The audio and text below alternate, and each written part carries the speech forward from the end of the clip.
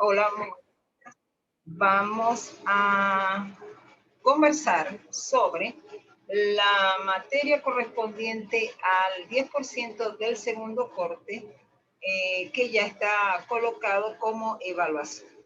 Básicamente, hay terminologías que ustedes tienen que ir manejando a nivel jurídico. Esta es una materia de corte netamente jurídico, pero no por eso ustedes deben pensar que, bueno, lo jurídico, ¿qué tanto manejar leyes y demás? En el área de ustedes específicamente, en el área profesional, ustedes están totalmente circunscritos, determinados, encajados, por ponerlo hacia el extremo, en el sentido de normas, procedimientos, ordenanzas, reglamentos, decretos, leyes, y es fundamental que sepan la diferencia entre uno, otro u otros para que sobre todo sepan la escala de jerarquía que tienen y cómo les afecta a ustedes directamente proporcional a su ejercicio profesional. En primera instancia, vamos a partir de todo, las leyes, las normas, los reglamentos, son lineamientos de conducta.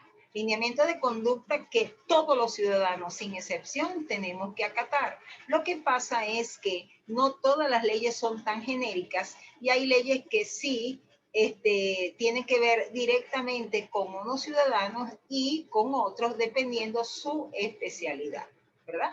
Hay leyes que nos afectan a todos. Por ejemplo, la primera y la madre ¿cómo se llama? De las leyes, que es la Constitución Nacional. La Constitución Nacional es la ley base de todos los países del mundo, ¿ok? Es la que da pie al nacimiento de toda la estructura jurídica dentro de un país. Por lo tanto, es una ley que nos afecta a todos, inclusive a todos los nacidos en Venezuela y los que estén dentro de su territorio, sea la circunstancia que sea. Después de esas leyes, después de la ley de la Constitución, vienen otras leyes. Por ejemplo, las leyes orgánicas. ¿Por qué llevan el término orgánico? Orgánico porque el organismo encargado de generar leyes, que en este caso es la Asamblea Nacional, así lo determina, o desde su creación, ¿verdad? Se le denominó orgánica por la importancia, por la materia que toca, que es de vital importancia para la vida ciudadana de un país. ¿Cuáles son las leyes orgánicas? Técnicamente, leyes orgánicas son la ley orgánica del trabajo. ¿Por qué? Porque ella contempla normativas que regulan una relación tan importante como es la del empleado, empleador, trabajador y patrono, etcétera, ¿ok?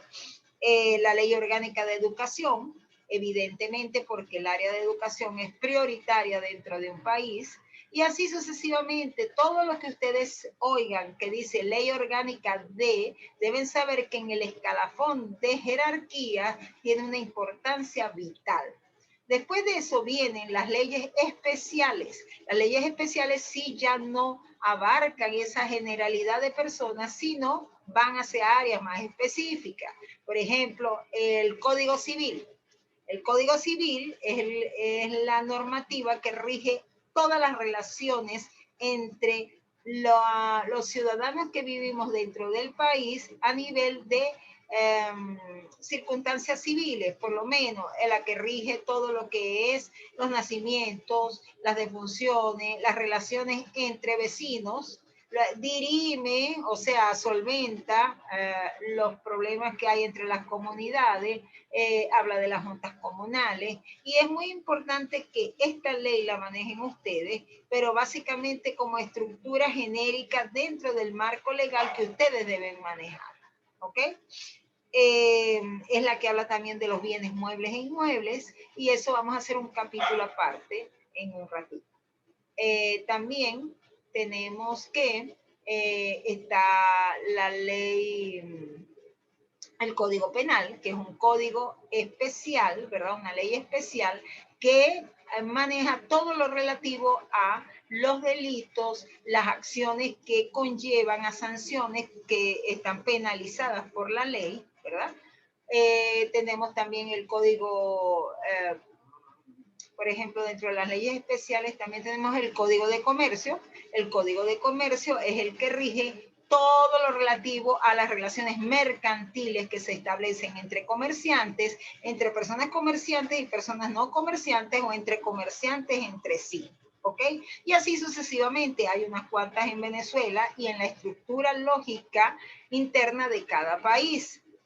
Ahora bien, hay leyes más específicas que ya se van a áreas dentro de lo que es la vida ciudadana y ahí también ustedes entran a manejar ciertas y determinadas. Cuando yo digo que entran a manejar ciertas y determinadas leyes, no es que tienen que aprendérselas, como diríamos en un término muy coloquial, de memoria o de puñal, no, pero sí saber de qué se trata, saber en qué momento tengo yo que acudir a tal o cual ley, dependiendo de las múltiples acciones o trabajos o todo lo que implique el ejercicio, en el caso de ustedes del área de la construcción, que requiera conocer el marco legal para no ir evidentemente en contra ni transgredir la ley. ¿Ok? Una terminología que me imagino ustedes manejan, pero es bueno siempre asentarla, ¿ok? Que la manejen muy determinantemente, es la división entre los bienes muebles e inmuebles. Los bienes muebles no es como cree el grueso de la gente, que son una lavadora, un sofá, una cama, no. Los bienes muebles son los bienes que tienen movilidad. ¿Qué implica la movilidad? Por ejemplo, un carro es un bien mueble porque usted puede movilizar un carro. Evidentemente los muebles, todo lo que es el mobiliario en un local, en una casa, en un inmueble en realidad, pues es bien mueble también. Vamos a poner una lancha, un carrito de perros calientes, un tráiler, una moto, todos esos son bienes muebles, ¿ok? Ahora, los bienes inmuebles son los referidos a las construcciones, a las residencias, las casas, los edificios, etc.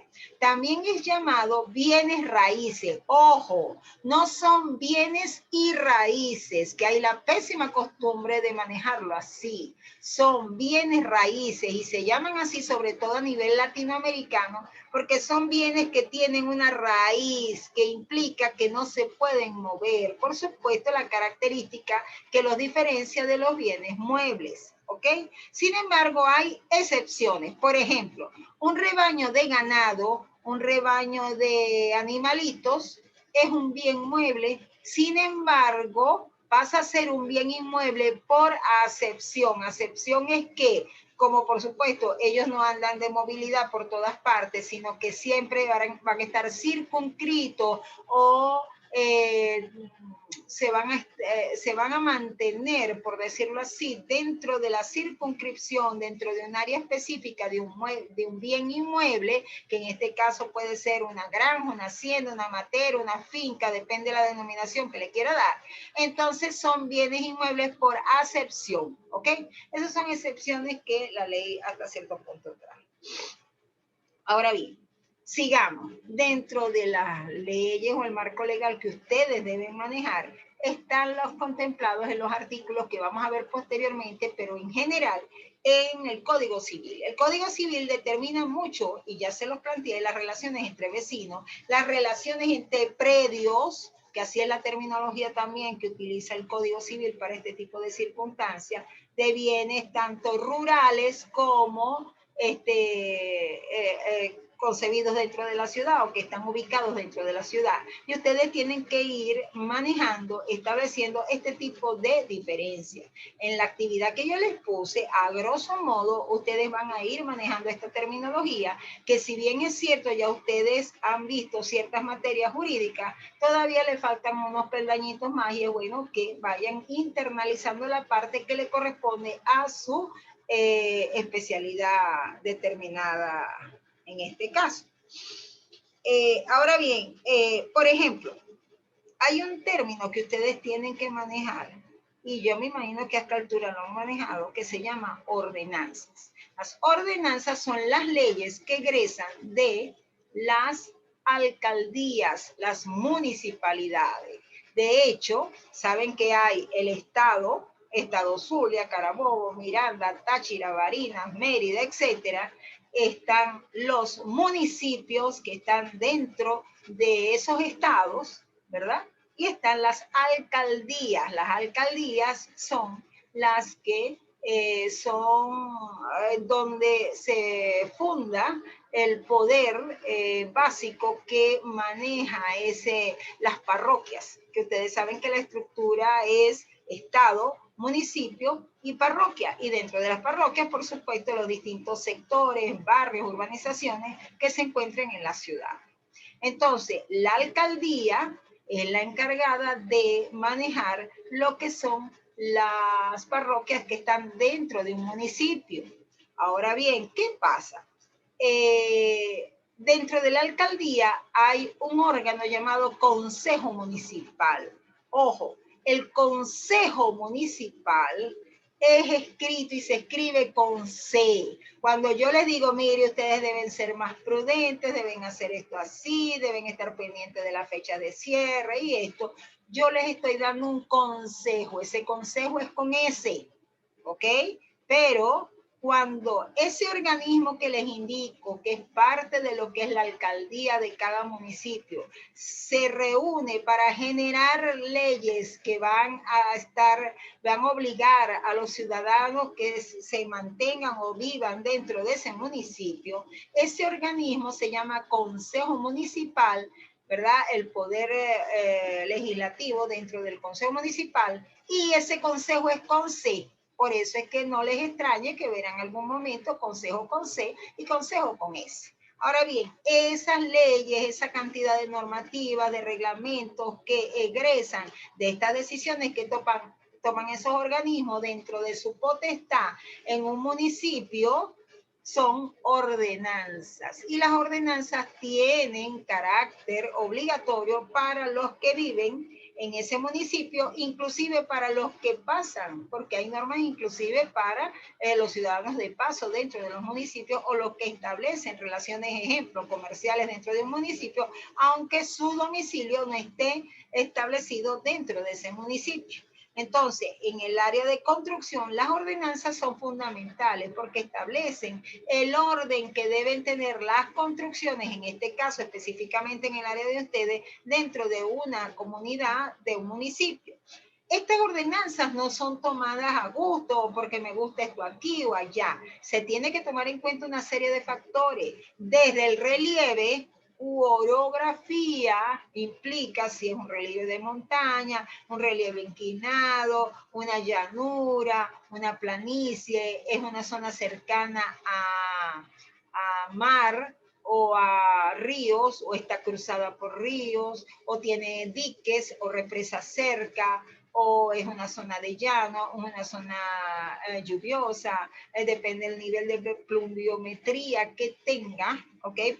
Pluviometría significa el nivel de lluvia que hay en el año. ¿Por qué? Porque eso va a determinar totalmente el tipo de construcción, el tipo de material, la distribución de los inmuebles, y dependiendo del tamaño de los inmuebles y las características, el arrime, por decirlo así, entre un inmueble y otro. ¿Ok? Y eso no es que yo diseño, o los arquitectos, o los que diseñan, los profesionales de las áreas que diseñen, voy a diseñar un inmueble así, con tales y cuales características, en el aire, sin tomar en consideración el terreno donde van a estar. Imposible, porque tienen obligatoriamente que tomar en cuenta todo esto para ese diseño, más las ordenanzas que determinan que, por ejemplo, ustedes no se extrañen que en Barinas, ¿verdad? Las ordenanzas en ciertos municipios establecen algo muy diferente a lo que establece el municipio Chacao de allá de la capital, o el municipio Maracaibo del estado Zulia, o el municipio Iribarren de Barquisimeto. ¿Ok? Hay pueblos donde por lo menos tienen una estructura muy diferente porque son pueblos dentro de municipios que están en estados donde hay distintas relieves, por lo menos el estado de Aragua tiene zona de montaña y tiene zona de playa, ¿ok? Y zona, por supuesto, metropolitana, que es la de la ciudad. Y tiene que tomar en cuenta todos estos distintos panoramas que se le presentan, por lo menos en el caso de ustedes, profesionales próximos de esa área, para la hora de ejecutar contratos que ustedes se vean involucrados. Ahora bien, dentro de esta marejada, por decirlo así, o conglomerado de leyes que ustedes deben manejar, ¿verdad? Por ejemplo, está la ley de expropiación por causa de utilidad pública. Esta ley ha sido muy sonada, la gente le tiene mucho temor y con razón, porque la ley, el principio de esa ley fue la creación de un instrumento jurídico que permitiera la expropiación. Expropiar es quitarle a alguien algo, pero esa ley nunca se creó con el fin de quitarle y no darle una contraprestación. Siempre se pensó, siempre se determinó dentro de esa ley que, por ejemplo, y tiene que ser por utilidad pública. ¿Qué es utilidad pública? Que sea evidentemente para beneficio de una comunidad. Por ejemplo, yo en una época estuve viviendo en Valencia, Estado Carabobo, y ahí al margen del Cabriales, había una serie de inmuebles que habían construido muy cercanos a lo que se llama la reserva natural que deben tener los ríos a sus alrededores, pero como nadie aplicó la norma en ese momento y no hubo autoridades que la aplicaran, entonces la gente hizo lo que de verdad determinó fácil, ¿ok? Cuando se decretó que se iba a construir el Parque Fernando Peñalver, muy conocido allá en Valencia, todas las márgenes se rehabilitaron, todo lo cercano se determinó que era de utilidad pública y por lo tanto los inmuebles que habían construido hasta ese momento ahí tenían que ser expropiados. ¿Qué pasa? El gobierno en ese entonces del Estado Carabobo tomó la determinación de ir participándole a todos los ciudadanos que sus casas les iban a ser expropiadas, pero eso les dan un margen para que se muden y aparte eso le dan una contraprestación, o sea, prácticamente el Estado, el organismo que está involucrado en esa orden de expropiación por utilidad pública, debe costear como una venta, pues, como una compra-venta, con la diferencia que no es el precio que usted como propietario del inmueble quiera, ni tampoco el que quiera, el órgano que quiera comprárselo. Eso tiene que ir un trío de avalúos, ¿verdad? Por ley. Uno que va a colocar el propietario, uno que va a colocar el organismo interesado y después un tercero que es el que va a analizar en base a las dos propuestas cuál es el precio más adecuado a la situación, ¿verdad?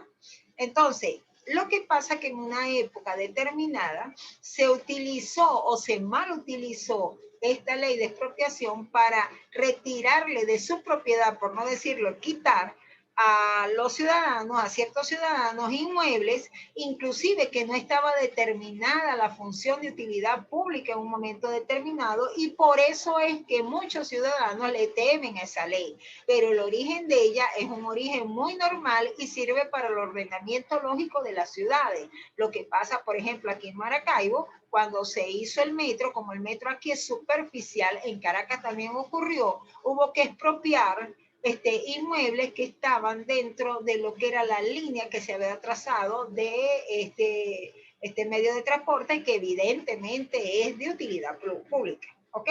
Entonces, de eso se trata la ley de expropiación por causas de utilidad pública, que está vigente todavía, sin embargo ha perdido protagonismo por eso mismo, porque como se prestó en una época a mala interpretación, pero sí está vigente y hay que tenerla pendiente. Lo otro es ¿cómo se llama? Todas estas, por lo menos, todas las leyes que tengan que ver con la construcción tienen que tomar en cuenta un término que ustedes a esta altura deben saber de qué se trata, que son las zonificaciones. Las zonificaciones implica cómo, tomando en cuenta el relieve, ¿verdad? El tipo de construcción, perdón, de construcción no, de elementos que constituye el suelo y el subsuelo, más el relieve, más la estabilidad de esos suelos y demás, se pueden construir. Por lo menos ya deben saber ustedes, y si no se los refresco, hay zonas donde no se pueden construir más que casas sencillas, inmuebles pequeños de una sola planta. Hay otras que aceptan hasta 2 y 3 y 4. Hay otras que aceptan construcciones de alto calado, como son las torres o los edificios, centros comerciales, depende de la dimensión, el peso, la estructura y una serie de cuestiones. Entonces, eso va a depender de la zonificación. No es que, bueno, yo tengo un terreno grande aquí, vivo aquí y voy a eliminar este terreno y voy a construir un edificio. No, eso no lo determina usted, lo va a determinar la zonificación y las ordenanzas establecidas para esa zona específica en que usted quiere realizar esa construcción.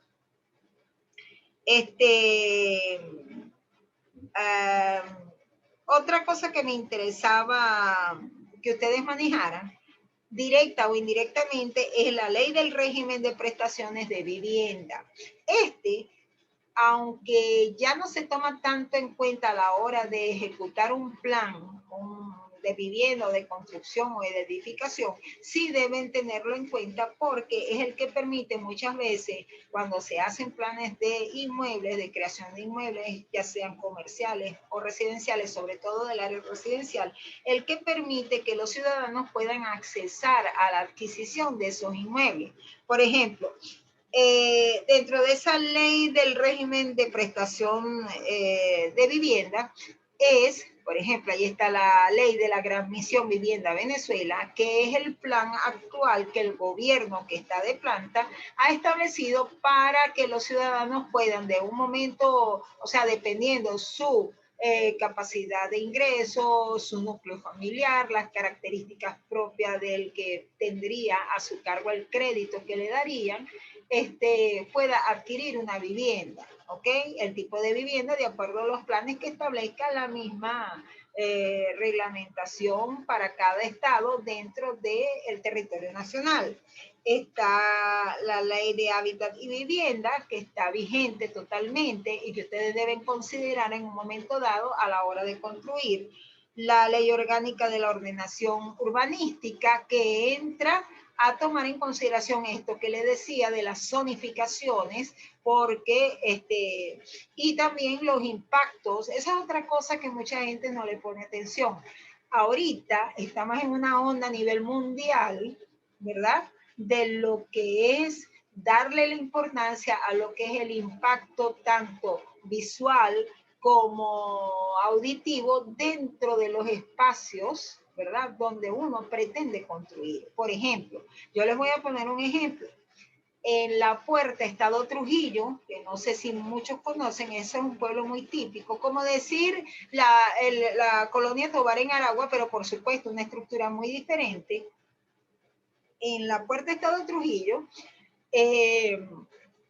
por la cercanía al Zulia, a nivel de carretera, inclusive fluvial, inclusive,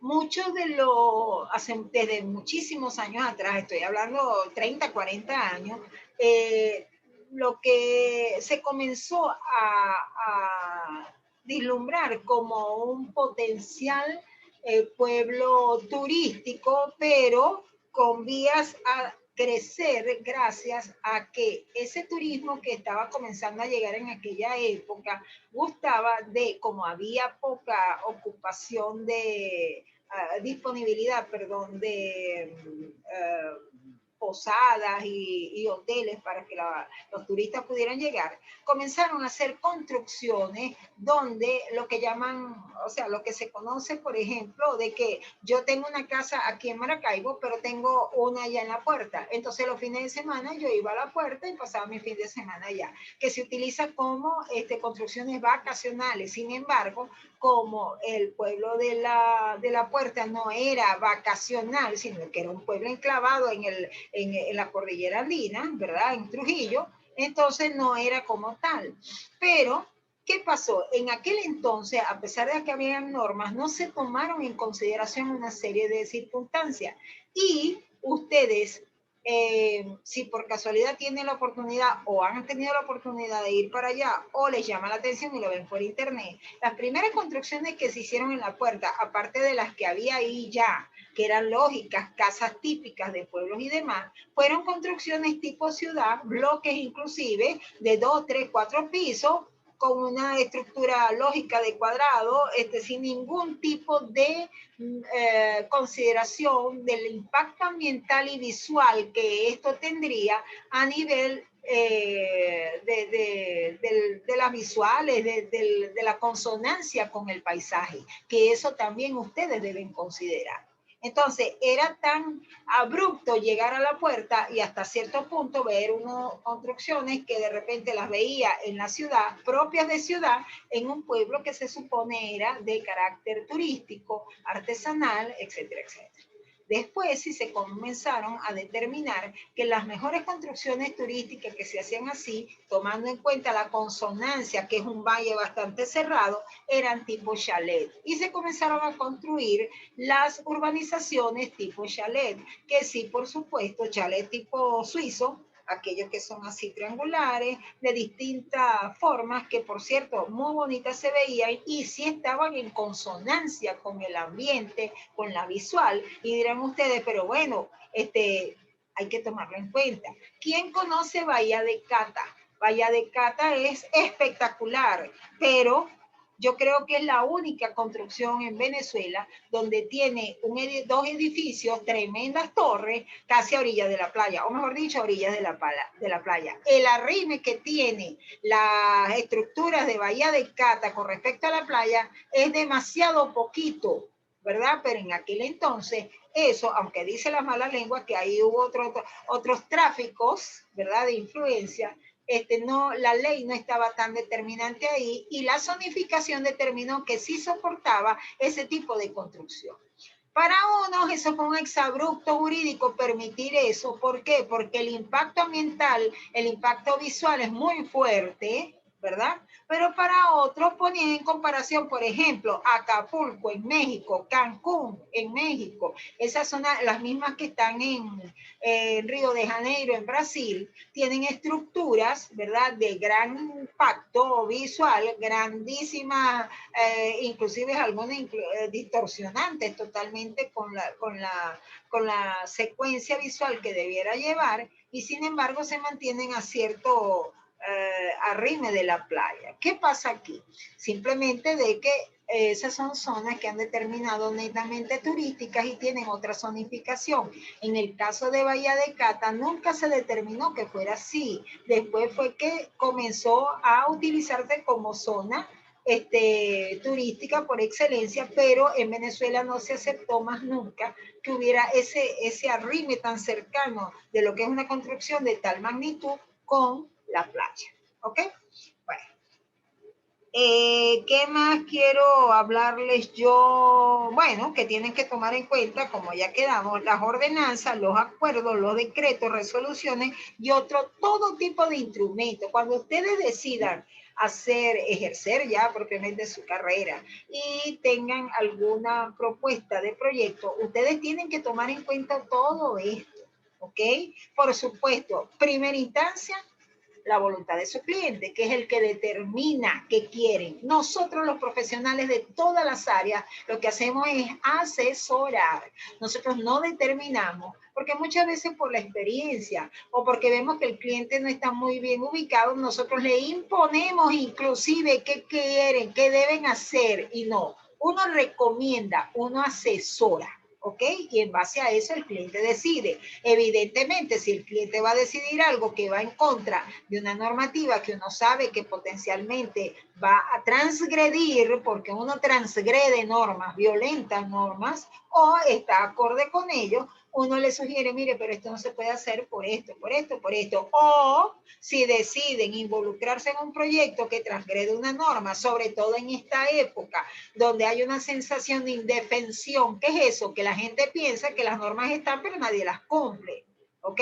Que el que está cumpliendo normas es el TIC, que bueno, cumple porque quiere, pero aquí todo el mundo está haciendo así, pero no, usted puede hacer como usted determine, porque dentro de todo usted tiene libre voluntad y libre movimiento, pero conozca o no conozca las normas están y hay que cumplirlas. Y si usted transgrede esa norma y a usted la denuncian o la agarran de oficio transgrediendo una norma, por supuesto usted tiene una sanción. Y lo que menos puede usted esgrimir a su defensa es que no conocía la norma o a mí no me dijeron, a mí no me lo plantearon, yo no sabía, yo no soy de aquí. Todos esos argumentos manipuladores que muchas veces los ciudadanos encima manejamos, digamos así, involucrémonos, manejamos para evitar una sanción. Y los profesionales de las áreas específicas, que aunque en sus carreras vieron partes legales de lo que deben tener en consideración a la hora de proceder, deben tomar en consideración. Lo omitieron quizás por un factor muy importante muchas veces o por otras circunstancias, igualito tienen una sanción. ¿Ok? Entonces, básicamente este 10% quiere es darles un panorama a través de esa consecución de conceptos, de términos que se les coloca ahí, para que ustedes se vayan adentrando más en lo que es el área específica de ustedes y la parte legal.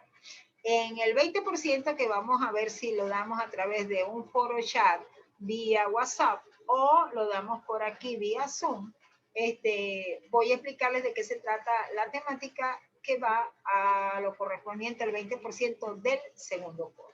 ¿Ok?